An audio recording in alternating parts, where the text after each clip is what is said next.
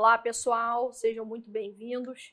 Para quem não me conhece, meu nome é Renata Chama, eu sou professora de Direito Ambiental aqui no Alfacom e hoje nós vamos trabalhar com uma das espécies de meio ambiente. Mais especificamente, nós vamos trabalhar com o chamado meio ambiente artificial. E aí, trabalhando o meio ambiente artificial, a gente vai, de uma certa forma, passear um pouco tanto pelos artigos da Constituição ou constitucionais que saem ou que trabalham diretamente com esse tema, e ainda nós vamos trabalhar com alguns aspectos importantes dentro do direito ambiental com o Estatuto da Cidade, que é a Lei 10.257 de 2001.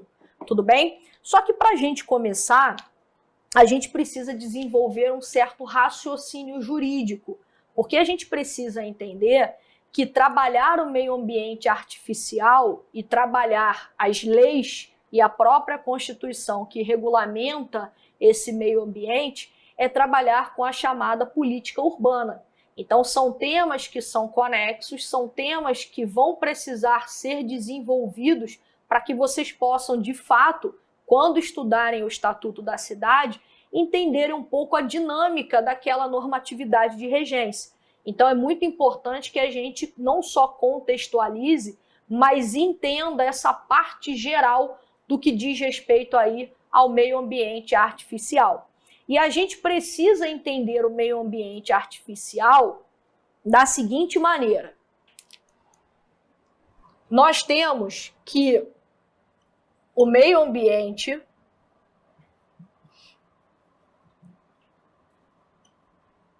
ou melhor do que isso, o conceito de meio ambiente que foi adotado pelo nosso ordenamento jurídico é um conceito amplo. O que significa dizer isso? Significa dizer que eu tenho um meio ambiente natural e eu tenho o que a doutrina mais moderna, o que a doutrina mais técnica sobre o assunto convencionou de chamar de meio ambiente humano. E esse meio ambiente humano, por sua vez, ele é subdividido em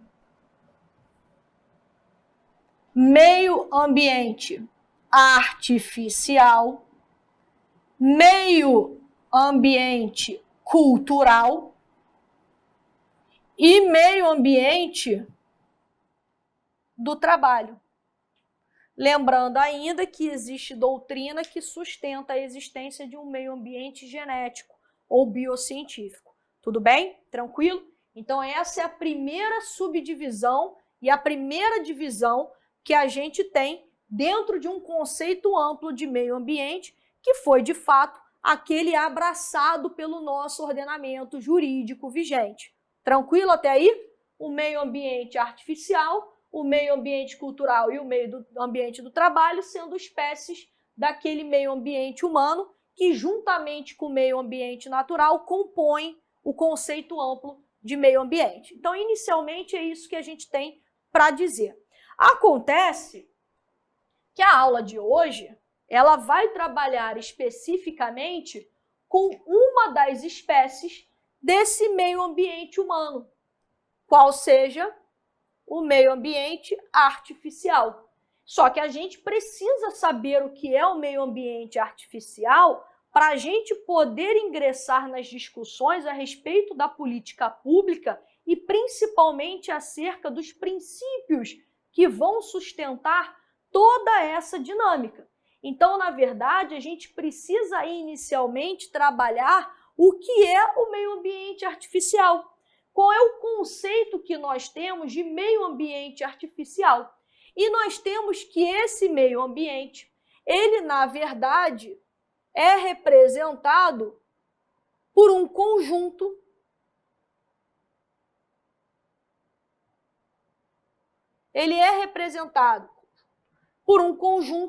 de espaços urbanos fechados e espaços urbanos abertos. E o que significa dizer isso? Diz a doutrina, diz a jurisprudência. Espaços urbanos fechados são basicamente as edificações e seus congêneres. Enquanto os espaços urbanos abertos, eles são, na verdade, reconhecidos pela doutrina e pela jurisprudência como chamados equipamentos públicos. Como assim, Renata? Equipamentos públicos, por exemplo, as ruas, as avenidas, as praças públicas e etc. Então, vejam bem, dentro dessa dinâmica conceitual de meio ambiente, nós temos a primeira divisão de um conceito amplo, em que eu tenho um meio ambiente natural e um meio ambiente humano. O meio ambiente humano, ele é, na verdade, representado pelas atividades antrópicas, que são aquelas atividades humanas que são desenvolvidas e que precisam, na verdade, serem analisadas dentro de um contexto de meio ambiente. E dentro dessa subdivisão, portanto, eu tenho o meio ambiente artificial, o meio ambiente cultural, já que para a doutrina, inclusive para a filosofia, o homem é o único tipo de ser que produz cultura, e o meio ambiente do trabalho. Nós temos, portanto, esses três meio ambientes como o meio ambiente humano, dentre os quais hoje nós vamos trabalhar com o meio ambiente artificial. O meio ambiente artificial, por sua vez, é um conjunto de espaços urbanos fechados e espaços urbanos abertos, sendo os espaços urbanos fechados as próprias edificações ou congêneres, e nós temos os espaços os espaços urbanos abertos, representados pelos equipamentos públicos, como, por exemplo, as ruas, as avenidas e as praças públicas. De uma certa forma, diante desse panorama, algumas características, algumas consequências eu já consigo perceber. Em primeiro lugar, eu preciso perceber que o meio ambiente urbano o meio ambiente artificial é aquele que será, de uma certa forma, analisado nos centros urbanos, nas cidades propriamente ditas. Então, esse é o primeiro cuidado. Segundo cuidado importante, dentro dessa dinâmica de conjunto de espaços públicos fechados e espaços urbanos abertos, eu preciso, na verdade, segundo dispõe a doutrina,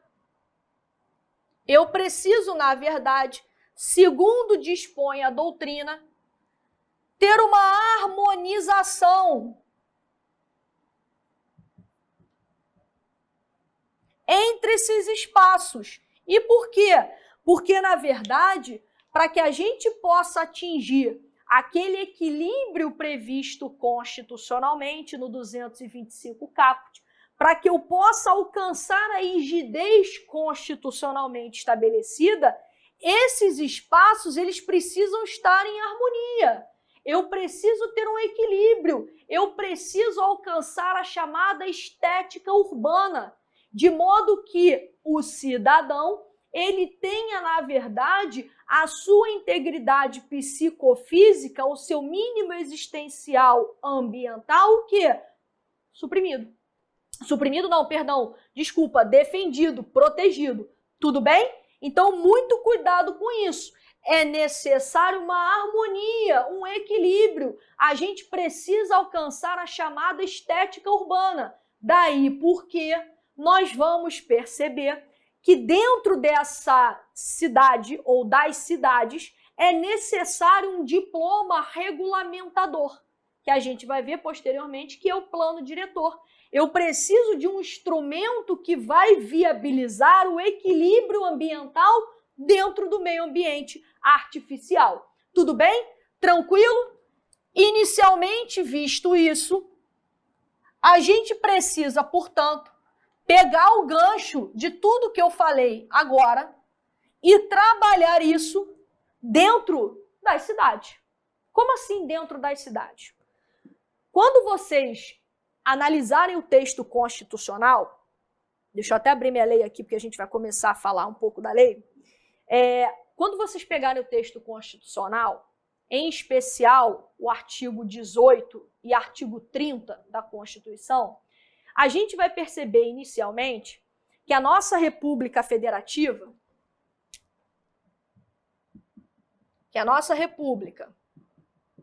Federativa, brasileira, ela é tricotômica.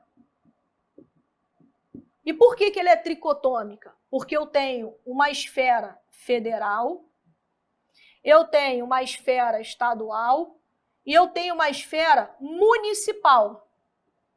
E é aqui, no âmbito dos municípios, à luz do que dispõe o artigo 30, em especial, se vocês quiserem anotar o artigo 30, inciso 8º, que nós vamos perceber que os municípios, é no âmbito municipal que se discute a competência para a ordenação do solo urbano. Renata, qual é a relação com o meio ambiente artificial? Eu falei para vocês que o meio ambiente artificial ele é composto de espaços fechados, edificações, e espaços abertos, que são os equipamentos públicos. Então, para eu chegar a esse contexto, a esse conceito de meio ambiente artificial, eu vou precisar ordenar o solo urbano. E de que forma a gente vai conseguir ordenar o solo urbano à luz do que dispõe o artigo 30, inciso 8º da lei? Analisando o chamado parcelamento do solo urbano, que tem previsão na Lei 6766 de 75 ou 79, deixa eu conferir aqui, eu nunca sei o ano, de 79, que é a lei que instituiu ou que regulamenta o parcelamento do solo urbano. E vocês vão verificar que o parcelamento do solo urbano ele vai poder ser feito de acordo com as normas que são previstas nessa lei. Lembrando só que os estados e municípios e o próprio Distrito Federal vão poder editar normas complementares às normas que têm previsão na lei do parcelamento do solo urbano. Agora, esse parcelamento do solo urbano, que tem relação direta com o disposto no artigo 30, que estabelece a competência municipal para o ordenamento ou a ordenação do solo urbano, ele vai poder ser feito de duas formas. Seja por meio do chamado loteamento, seja por meio do chamado desmembramento. Renato, você está se aprofundando? Não. Eu estou, na verdade, desenvolvendo o raciocínio para vocês entenderem o conceito de meio ambiente artificial. O que é o loteamento? O que é o o desmembramento? Se vocês pegarem a lei, vocês vão ver que o loteamento, ele, na verdade, vou até colocar para vocês, nos termos do artigo 2º, parágrafo 1º, deixa eu só conferir se é o parágrafo 1º.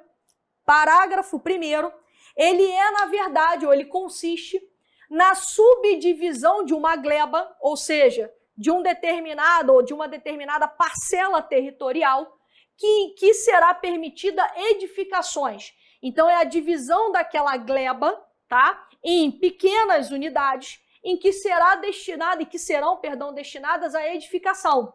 Só que qual é o pulo do gato? No loteamento, eu vou precisar como a própria lei determina, abrir novas vias de circulação, logradouros públicos ou prolongamento, modificação ou ampliação das vias existentes. Então, no loteamento, eu vou abrir novos equipamentos públicos, eu preciso de novas vias de circulação, ruas, praças, avenidas e etc. Ao passo que o desmembramento também é o desmembramento de uma gleba em diversas unidades, porém com o aproveitamento de um aparato público que já existe. As vias já existem. Então, vejam bem, olha o raciocínio. Meio ambiente artificial, eu tenho o quê? Espaços públicos, espaços urbanos fechados, edificações. Ou seja, tanto no loteamento como no desmembramento, eu vou ter a divisão daquela gleba em unidades que eu vou edificar. Segundo, e espaços públicos, que na verdade, e espaços urbanos abertos, que são pelos equipamentos públicos, que é o quê? A praça, a rua, a avenida, são logradouros que no loteamento vão precisar ser abertos, e no desmembramento,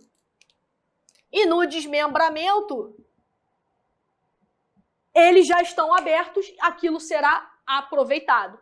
Compreenderam? Então essa é a dinâmica. O município, ele ordena o solo urbano, a ordenação se dá pelo parcelamento, o parcelamento pode ser feito por loteamento ou desmembramento e que quando realizado esse parcelamento de uma forma geral, seja por loteamento, seja por desmembramento, a gente consegue enxergar o meio ambiente artificial. Espaços fechados, edificações e espaços abertos, equipamentos públicos, como as avenidas, as ruas e as praças públicas.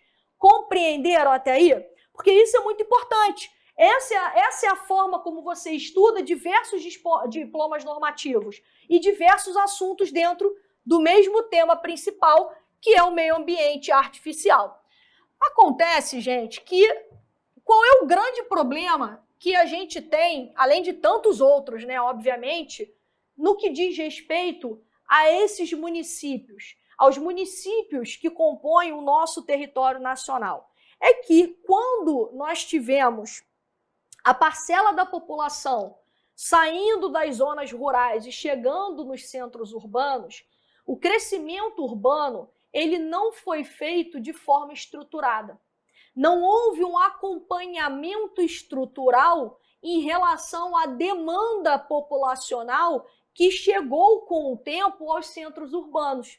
Então, na verdade, esse inchaço urbano que nós temos hoje, ele é um inchaço urbano, de certa forma, sem qualquer estrutura. E é por isso que a gente começa a discutir até que ponto nós vamos poder desenvolver os espaços ambientais urbanos para que a gente possa alcançar o direito fundamental às cidades sustentáveis. E como assim, Renata? Quando vocês analisarem comigo a política pública urbana, que precisa ser colocada em prática para que a gente alcance as cidades sustentáveis ou o direito fundamental às cidades, nós vamos perceber que essa política pública ela vai levar em consideração princípios, diretrizes, ela vai precisar levar em consideração não apenas objetivos, diretrizes e princípios, mas também instrumentos. E essa política pública urbana,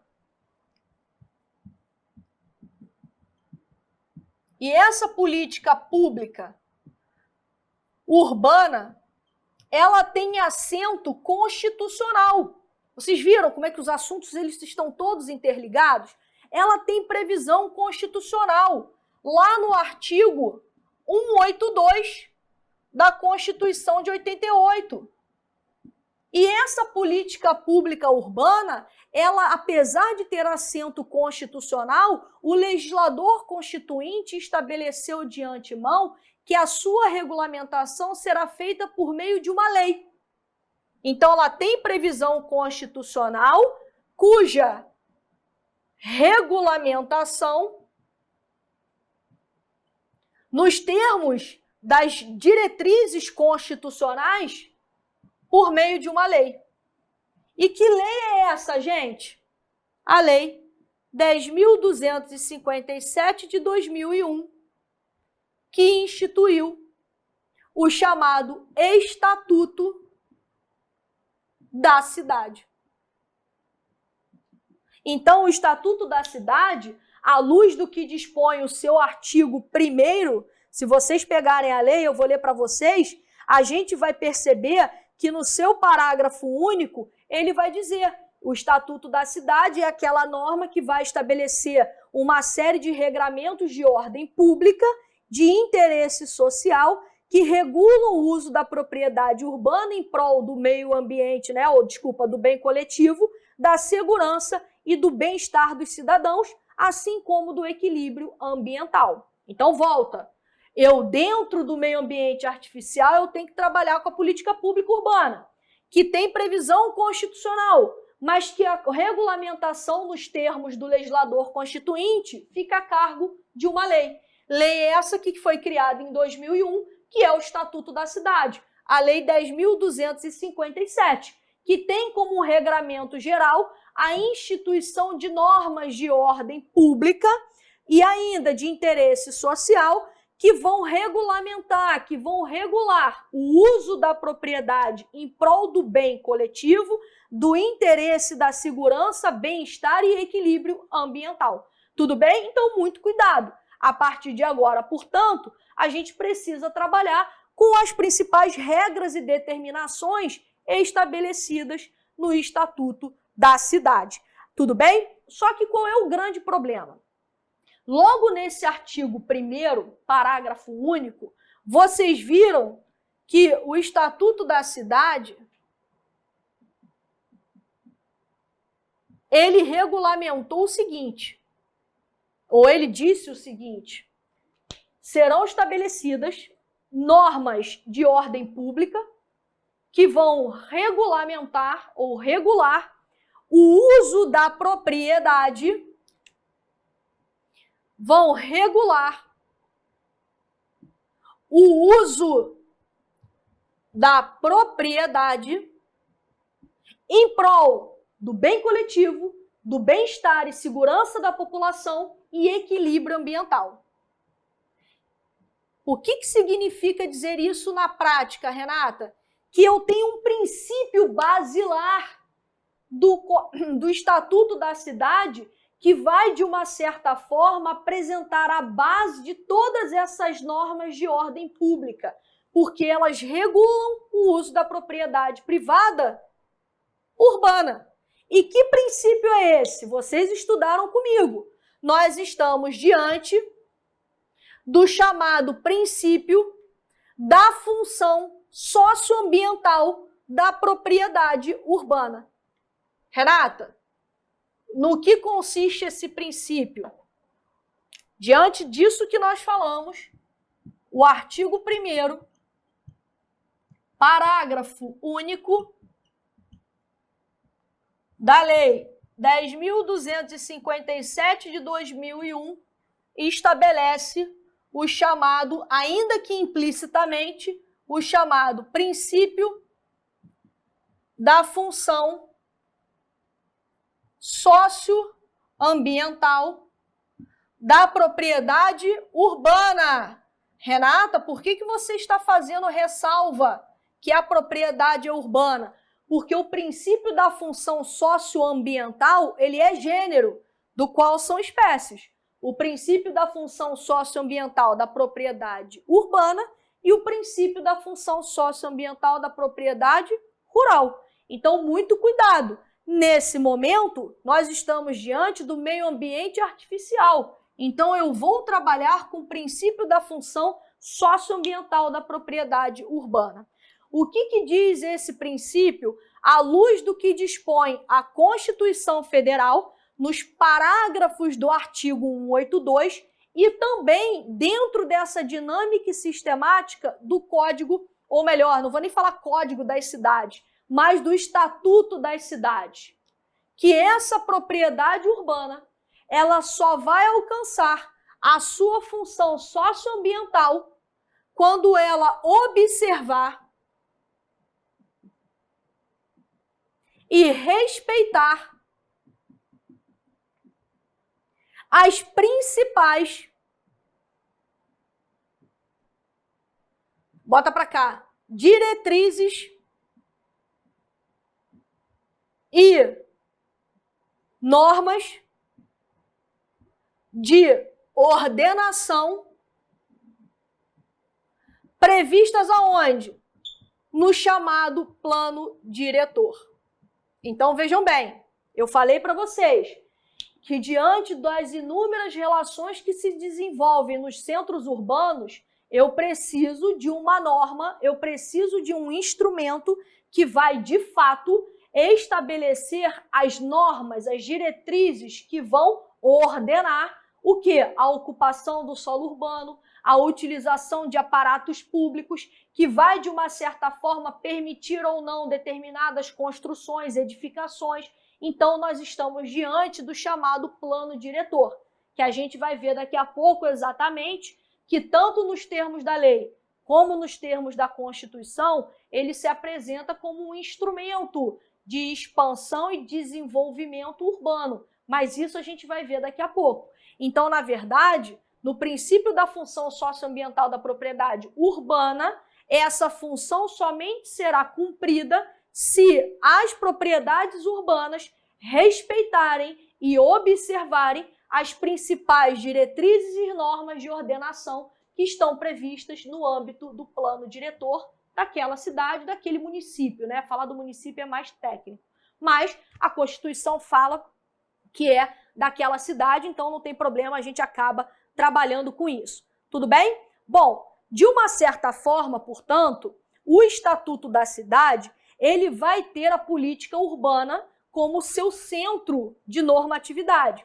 E essa política urbana, à luz do que dispõe o artigo 2º do Estatuto da Cidade, ela tem por finalidade, o objetivo principal, o desenvolvimento das funções sociais da cidade, tá? Ou das principais funções sociais da cidade, tá? E ainda regulamentação da propriedade urbana. E dentro dessa política urbana, dentro dessa previsão, nós temos que uma dessas diretrizes é a garantia das cidades sustentáveis. Então, vejam bem, eu tenho a política urbana, que tem previsão constitucional e que é regulamentada por uma lei. Essa lei é o Estatuto da Cidade. O Estatuto da Cidade, no artigo 2º caput, ele diz: a política urbana ela tem por finalidade ordenar o pleno desenvolvimento das funções sociais da cidade e da propriedade urbana, porque a propriedade urbana ela precisa respeitar o princípio da função socioambiental da propriedade. Tudo bem? E esses direitos ou essas funções sociais da cidade são aquelas funções que dizem respeito à moradia, ao lazer, ao saneamento básico, à mobilidade e por aí vai. Nós somos cidadãos, nós pagamos impostos. Esses impostos, com receita vinculada, eles precisam nos trazer de volta as funções sociais da cidade. Então, diante disso, a gente precisa, por exemplo, dialogar o plano diretor com aquelas previsões orçamentárias, com a lei, por exemplo, de diretrizes orçamentárias. Então, a gente precisa trabalhar em conjunto essa previsão orçamentária e a regulamentação do plano diretor, para que a gente possa colocar em prática as funções sociais da cidade. Então, quando eu falo dessa política pública com o objetivo de ordenar o desenvolvimento dessas funções sociais da cidade e ainda promover a regulação da propriedade privada, diz o inciso 1º do artigo 2º, é diretriz geral dessa política urbana, regulamentada pelo Estatuto, a garantia ao direito às cidades sustentáveis. Porque de nada adianta eu ter uma política pública urbana que não seja sustentável. Eu preciso ter uma política sustentável no sentido de garantir a rigidez constitucionalmente estabelecida no 225 caput. E por quê? Porque a Constituição é muito clara. O direito fundamental que é estabelecido na Constituição é do meio ambiente ecologicamente equilibrado. E esse equilíbrio ele tem que estar presente em toda e qualquer faceta ou vertente do meio ambiente. Então ele tem que a gente tem que prever o equilíbrio no meio ambiente natural, o equilíbrio no meio ambiente humano, seja no meio ambiente artificial, cultural ou do trabalho. Então, na verdade, eu tenho que buscar o desenvolvimento de cidades. E esse desenvolvimento ele tem que ser sustentável. Por isso que a gente fala em desenvolvimento urbano sustentável. as cidades sustentáveis, em que eu tenho as funções sociais da cidade efetivamente o quê? Cumpridas, efetivamente garantidas à sua população. E continua então o artigo, entendido como direito à terra urbana, moradia, saneamento, infraestrutura, transporte, serviços públicos, trabalho, lazer, tanto para gerações presentes como para gerações futuras. Então, para a gente terminar o primeiro bloco, política, eu tenho meio ambiente artificial. Chegamos ao conceito do meio ambiente artificial e vimos a sua relação com a competência constitucional estabelecida aos municípios, para que eles sejam competentes na ordenação do solo urbano.